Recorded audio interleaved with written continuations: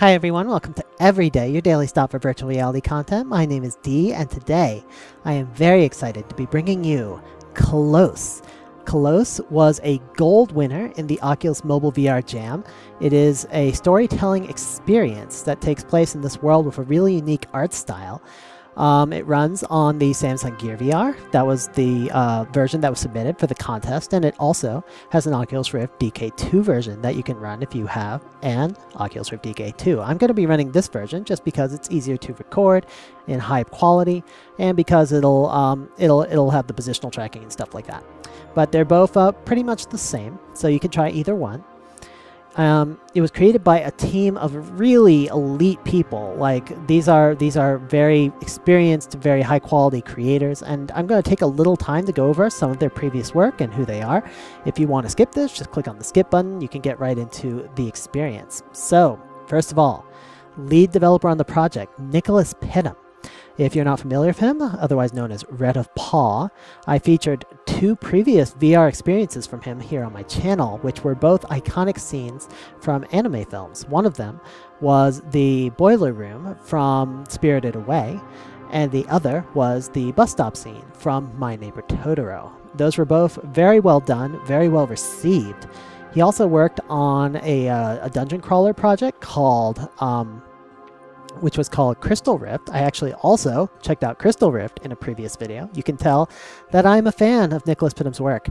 And he's currently working on a work in progress, which is another storytelling experience called Echo Red. I don't know anything about it.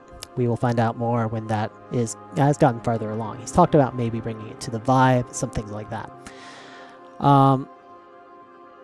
So he also had a successful Kickstarter last year to bring him over to Oculus Connect. He is from the United Kingdom in Suffolk, and he held a little Kickstarter to make a game that he calls Red of Paw's Big Crazy Stupid VR Adventure and American Pie. And this is still a work in progress at this time as far as I know, but it will be interesting to see how that turns out. I get the impression it's kind of like a sort of an autobiographical experience, except there's going to be some like weird elements in it. I'm not totally sure how it's going to go. Okay, next, Joseph Chen was the producer on the project. Joseph Chen was one of the earliest people to join Oculus way back in November 2012. He was a product lead and technical producer there for a few years. And coincidentally, he was also a paratrooper for the U.S. Army, so he lives a very exciting life, VR and paratrooping. And now he's left Oculus to become the executive technical producer at VRSE. VRSE is kind of a collective of a bunch of various people who are doing VR film work and VR storytelling experiences, and he's bringing them all together into this collective to combine their efforts and work together. So he's doing a lot of exciting work in that organization, a lot of work pushing forward VR films and VR short films and experiences. So hopefully we're going to see a lot more great experiences come out of VRSE. Next, Kevin Dart. Kevin Dart was one of the concept artists on this, and he is pretty well known in his own regard. He worked on Big Hero 6, he designed a lot of the villains. He did an animated segment for Cosmos, a space-time odyssey, which was about a massive drought in ancient Mesopotamia. I will include a link to that in the description. He designed a poster for Interstellar. He was an art director for Steven Universe, which is a pretty well-known series on Cartoon Network. He worked on the recent Powerpuff Girls special, which was called Dance Pants, which used this kind of new updated art style, which is very different from the traditional style. If you haven't seen that special, you should check it out. And he worked on an anti-bullying special called You Are Special, which was created by a middle schooler, and they brought together a team. The middle schooler kind of defined the ideas, and they brought together this animation team to bring it to life. He created a series of his own called Yuki 7 and the Gadget Girls, where he designed the characters. And he has a big following on Tumblr. I will link his Tumblr in the description. You can check out his work. It's all very much in the same kind of style that you're going to see in Colosse. But he's a big-time professional, very widely admired, and he also worked in this project together with Jasmine Lai, who has been a longtime associate of his. Jasmine started working with him on the Powerpuff Girls special. He invited her to work with that on him. After that, he also worked with him on Steven Universe and the You Are Special animation. And they both have a Tumblr, and they both are in this Colosse kind of style, and you can go check that out. I'm putting the links in the description. Another artist who worked on this, who's pretty well known, is Hillel. I think I'm saying that right. He's from Israel. He worked on the Hunter character in this and some of the scene styling. He's done a bunch of original videos on Vimeo. Probably the most well-known one was a music video for Panda Bear's Boys Latin, which was this really rich and elaborate animation. And that was a music video. Panda Bear, if you're not familiar, is one of the co-founders of Animal Collective, which is a pretty well-known indie experimental band. I'm going to link that music video in the description as well. It's very, very well done work. He was the animation director for that work.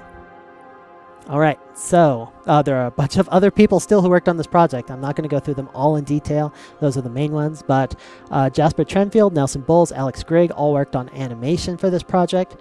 Daniel Sproul worked on the UX. He also worked on a limbo effect that didn't quite make it into the final version. We might see it in a future version. David Camp worked on the music/audio and for the experience, which is obviously a very important part of the experience. And Jason Story worked on some of the development. So that's a big team. That's a bunch of people who worked on this together, and the quality of the resulting experience, I believe, will reflect that big investment from a lot of talented people. Without further ado, I am going to jump into it. By the way, there is a more expanded, larger version of this that is planned or predicted to be coming down the road, so keep an eye out for it. Alright, without further ado, let's jump into Colosse.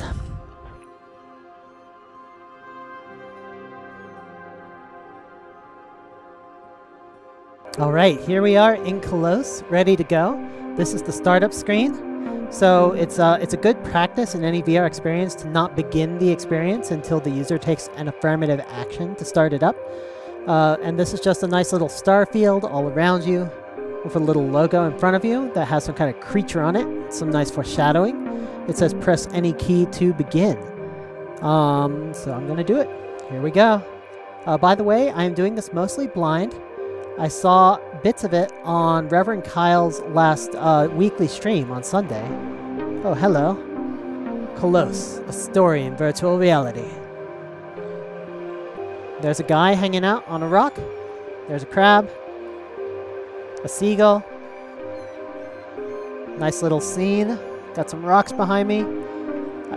Has this cool like art style going on where everything's has all these flat colors. And very angular shapes, kind of very polygonal, very flat color, which suits very well the limitations of the Gear VR platform that it was designed for. Get it! Get it! What's going on? Oh shit. Oh shit. Oh shit! Oh, he's right in my face now. Holy shit! Oh my god, that is big! That is really big!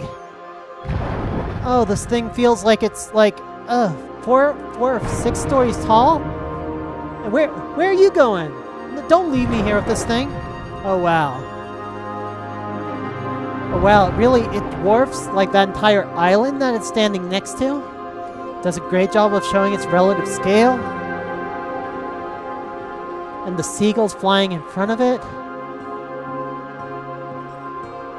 Oh wow. Just look up at that thing. I'm having to like crane my neck to look up at its head.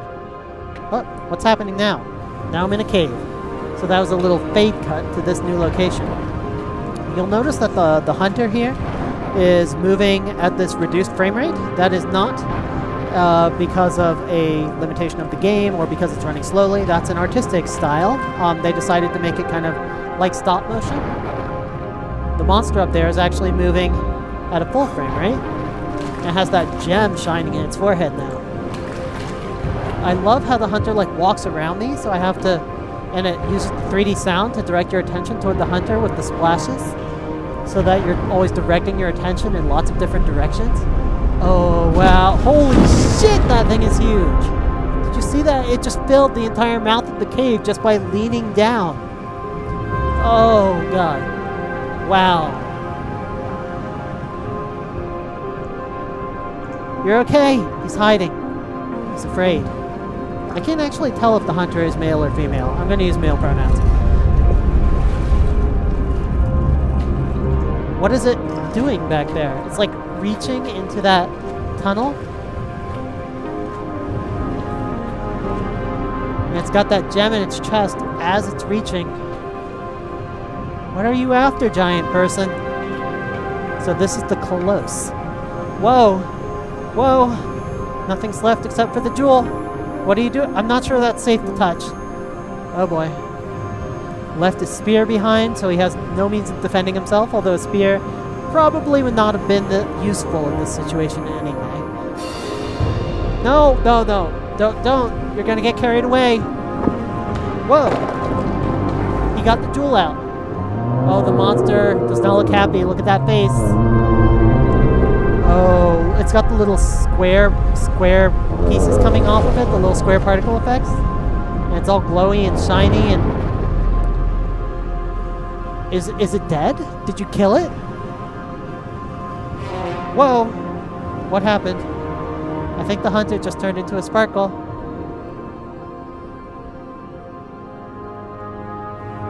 And the sparkle is... Wait, that's the symbol from the opening there. The monster. And it's going inside the symbol, and the symbol changed. I think the monster's still dead. That is so cool. I love the effects on the jewel, and I love how the water has this nice reflection going on. Wait, what? What's going on with this reflection? There are like towers in the water? This water is not reflecting. This is weird. Alright, I think this is the end of the experience. So we're here with a dead monster. It says press any key to exit. And we have the jewel in front of us, and we just sit here and look around at the looping animations until we decide we've had enough.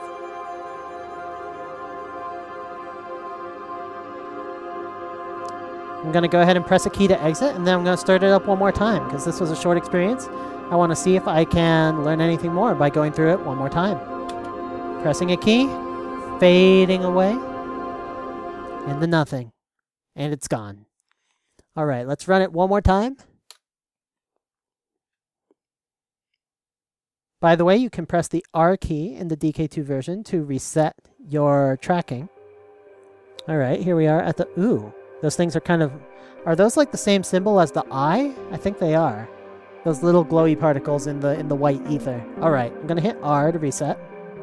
There we go. And that will also begin the experience. Here we are. I'm right up against this rock at my back, which I guess is what is protecting me from the monster. You can see the jewel there up in the logo. Hello, crab. Nick Pittum designed the crab. It's a nice looking little crab. Got those little yellow claws to highlight that it's important. The water here is very similar to the water in the cave. I like how the tide coming in here is only suggested by these horizontal white lines. It's very abstract. This whole experience is pretty abstract. Oh, the crab got away. This is your lucky day, crab. Not so lucky for this guy. Actually, it might be lucky for this guy. I'm not sure. Hello. I mean, he disappears into the crystal. Is that good or bad? It's not really explained. I think you're left to draw your own conclusions. It's so cool to be... I feel like this guy is like 1 foot away from me. He's super close. But then he runs away. I mean, I would run away too. So... Wow. And this thing, I love how they give such an effective sense of scale with the Colosse, having it tower above that island, having it walk right over your head, and see its legs go by. It gives you... Because right now, it's kind of outside of your stereoscopic range, but when it was walking right by you, it was inside your stereoscopic range. Its legs were, at least, so you could get a good idea of its scale. So that was really well done. I love how they use your entire surroundings as part of the narrative. It's not just something happening right in front of you. You really have to look around to get the whole thing. Oh, I didn't notice before, but the hunter is actually checking out all these drawings on the wall. So he is curious about the drawings. Now he's hiding. Don't be afraid. You're going to be okay. You're just going to go through a little transcendence, and you'll be fine. Look at that. Look at that. You know, at first I thought the jewel on its chest was like its eye, but I think that's actually like its heart. And its head up there is with the eyes. What is it doing here? Why is it reaching back there? Is there something it wants? Or is it just like stretching? No, it's gotta be after something. It's like shaking the whole cave as it leans against it. Exposing its vulnerable heart. Bad life decisions for this monster. It's gotta be, maybe it's trying to get through the cave to the other side. Maybe that's where its mom lives. I don't know. I like how he's like, oh, I didn't notice the symbols down on below the rock before. That's a nice touch. Now pulling it out. And notice the arrows going around it in like a circle. This is so cool. You got it! I believe the crystal was also moving at a reduced frame rate. Poor monster! You can just hear it screaming. The hunter's checking out the gem. Doesn't give a fuck about the monster.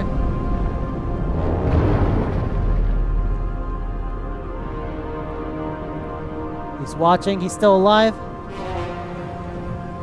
But then the guy turns into a sparkle. I think the monster is still alive because its eyes are still white. But it's not going to be alive for long. Okay, going into the wall. Boom. And now I think the monster is going to die. Oh, I just noticed the cave got a little bit darker. Alright. And that's the end. That's Colosse. Story in virtual reality. I had the same thing at the beginning and the end. That's some nice bookends going on. This is a brilliant, brilliant experience. There's something that a little weird going on with those little things hanging down there. I think that's supposed to be like ivy or something. Is this monster just lying there suffering, or is it dead? I can't tell. Because its eyes are still white, but everything's gone dark and it's not moving. I don't know. Maybe it's okay? I don't know. Alright, so this has been Colosse, and it's a spectacular new art style. It's awesome to see it in VR and to see this very simple abstract art style that's very efficient to render, but also very compelling to be brought to this new setting and to completely surround me on all sides. Oh, I didn't get a good look at this wall before. Kind of more of the same symbols, more of those eye symbols. More triangles, like the ones going around its heart there. Very, very cool. And I think these little things are supposed to be like drops falling from like the roof of the cave, plopping in the water. Yeah, I think they are. Alright. So yeah, this has been a spectacular experience, and if you like the graphical style of this game, you should go check out the Twitter of the various artists who worked on it, because they've done a lot of things in a very similar style to this. And if you like this kind of VR experience, this kind of VR storytelling experience, you should check out more of Nick Pittom's previous work with his anime iconic scenarios. And I hope we're going to see more awesome abstract storytelling experiences like this in the future. It's really pushing. It's really like initially when people hear about VR, they're like, oh, it's like you can be in another place. But, you know, just like feeling like I'm, you know, in another country or like I'm on the moon is one thing. But this is a place, like no place like this could ever exist in the real world. I feel like I'm in a place made out of construction paper or something. This is unreal, and this is artists exploring beyond the boundaries of merely reproducing the world and letting us really step into new worlds, and I think that's really exciting. Anyway, that's all for today. You guys let me know what other you want to see from the Oculus Mobile VR Jam. I'm going to check out all of the winners, especially those who have a DK2 demo, but I also have my Gear VR, so I can also check out some Gear VR demos. And let me know what else you want to see. That's all for today. And everybody have a great every day.